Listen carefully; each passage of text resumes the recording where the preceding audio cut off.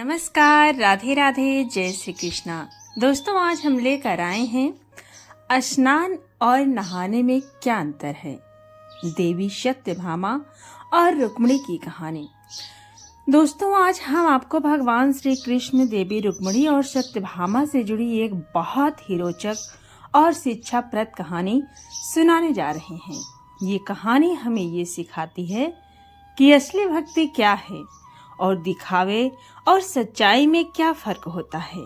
ये कहानी स्नान और नहाने के अंतर के बारे में है।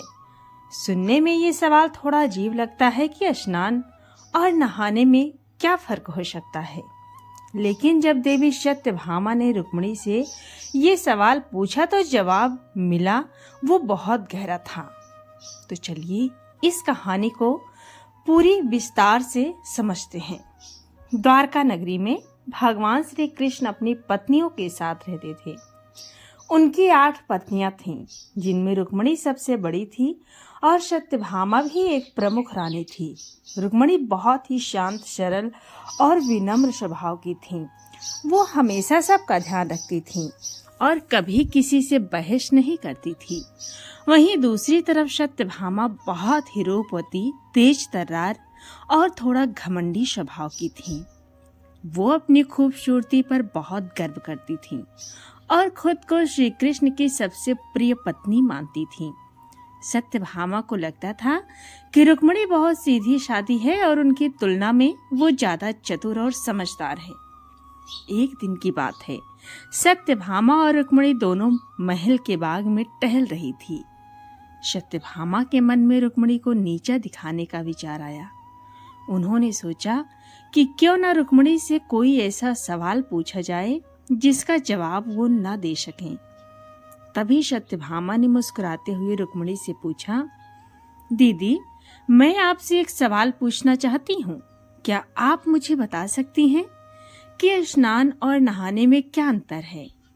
ये सुनकर रुक्मिणी थोड़ा चौंक गई। उन्होंने सोचा कि ये तो बड़ा अजीब सवाल है। स्नान और नहाना तो एक ही बात है। लेकिन फिर उन्होंने शांति से मुस्कुराते हुए कहा, सत्यभामा, ये बहुत अच्छा प्रश्न है, लेकिन इसका जवाब मैं अभी नहीं दूंगी।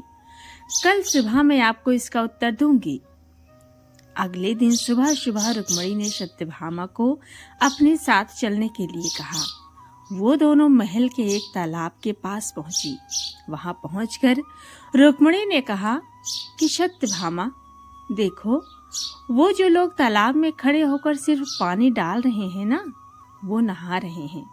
लेकिन देखो, उधर जो व्यक्ति जो पहले अपने हाथ पैर धो रहा है, फिर कुल्ला कर रहा है, फिर पूरे शरीर को अच्छे से साफ कर रहा है और साथ में भगवान का नाम भी ले रहा है, वो स्नान कर रहा है। सत्यभामा ने कहा, तो बस इतना सा फर्क है?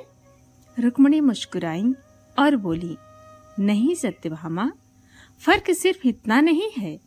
असली फर्क तो मन की स्थिति का है। फिर रुक्मिणी ने समझाया, सत्यभामा, नहाना सिर्फ शरीर को पानी से धोना होता है।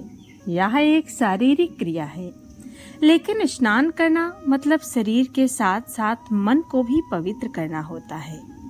जब हम स्नान करते हैं तो हम भगवान का नाम लेते हैं, पवित्र भाव से पानी में उतरते हैं और अपने मन के सारे बुरे विचार भी धो देते हैं।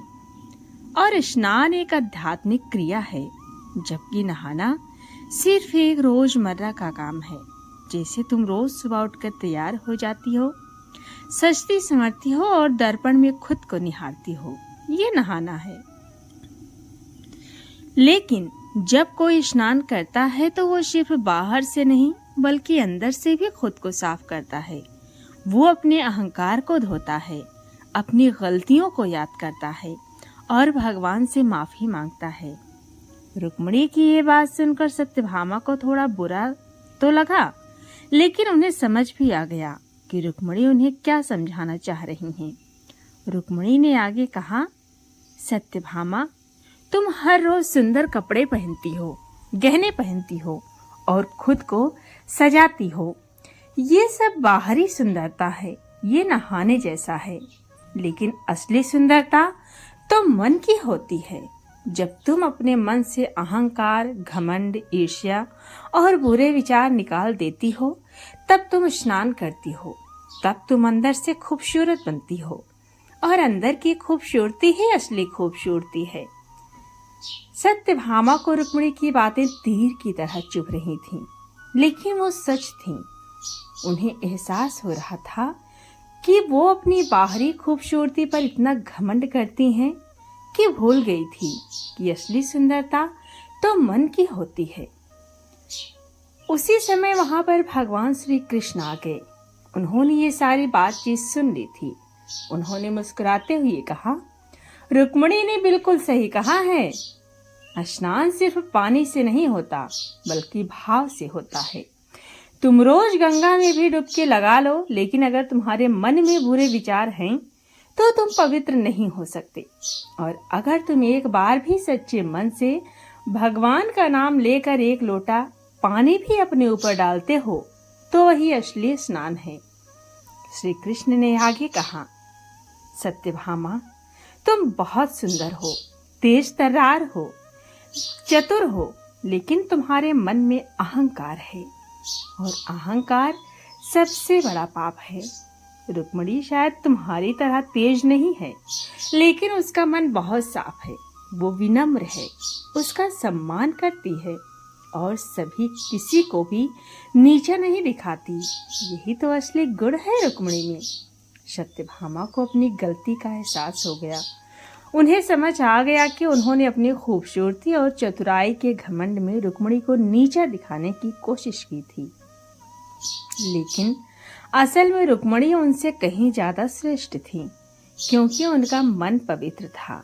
सत्यभामा ने रुक्मिणी के पैर छुए और कहा, दीदी, मुझे माफ कर दीजिए। मैं अपने घमंड में आपको नीचा दिखाना चाहती थी, लेकिन आपने मुझे जीवन की एक बहुत बड़ी सीख दे दी।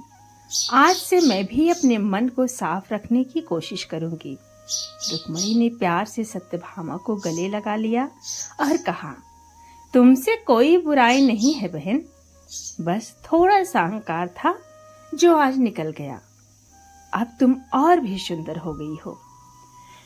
दोस्तों, इस कहानी से हमें मिलने वाली सीख ये है कि पहली सीख तो ये है कि असली सुंदरता बाहरी नहीं बल्कि अंदर की होती है।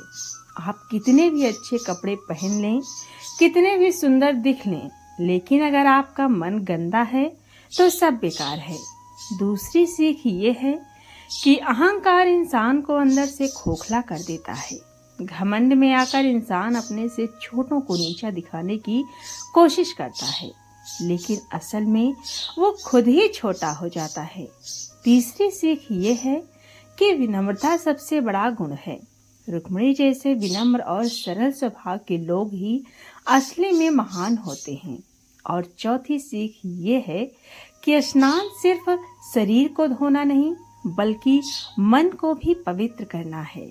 जब हम नहाते हैं तो भगवान का नाम लेते हैं, पवित्र भाव रखते हैं और अपने बुरे विचार को भी धो देते हैं। तो ये थी दोस्तों स्नान और नहाने में अंतर, जो थी रुक्मिणी और सत्यभामा की कहानी। आपको कैसी लगी कमेंट में ज़रूर बताएं, और राधे राधे लिखना बिल्कुल भी न भूलें।